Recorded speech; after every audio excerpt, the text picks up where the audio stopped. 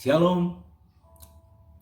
Beberapa hari ini kita mendengar dan menyaksikan baik secara langsung maupun melalui media sosial yang kita miliki bahwa orang tua sedang memposting anak-anaknya yang sudah berhasil meraih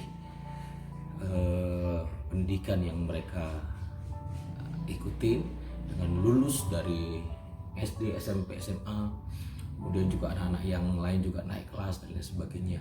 Wah, banyak sekali orang tua yang bahagia dan bangga karena anak-anaknya dapat memperoleh nilai-nilai yang terbaik, jadi juara kelas dan lain sebagainya.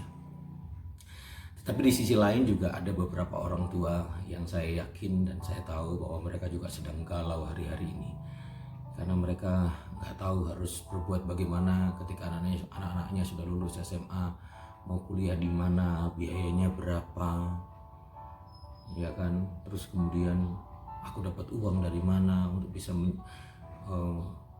membayar biaya kuliah anak saya dan lain sebagainya. Banyak hal yang membuat orang-orang tua hari-hari ini mungkin sedang galau. Saya jadi teringat ketika saya dulu lulus SMA atau SEMEA pada waktu itu. Saya sudah berdoa berulang kali supaya ketika nanti saya lulus SMA saya bisa melanjutkan studi ke kuliah. Bahkan guru-guru saya menyarankan juga saya harus kuliah karena nilai-nilai saya pada waktu itu kemurahan Tuhan baik-baik, bagus-bagus.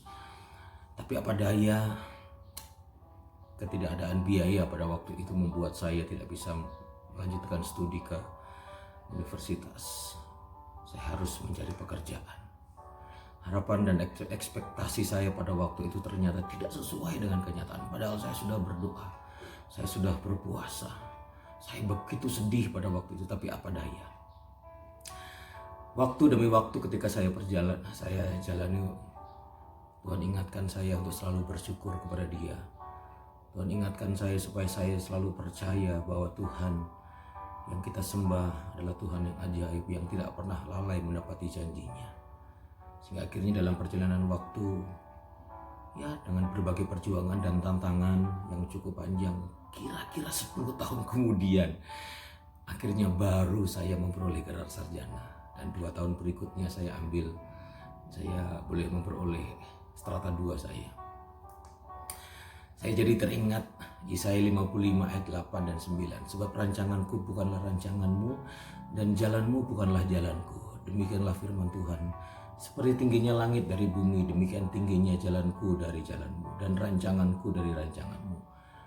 Apapun keadaan Anda hari ini, apapun keadaan situasi keluarga Anda hari ini, tetaplah yakin bahwa rancangan Tuhan adalah rancangan damai sejahtera.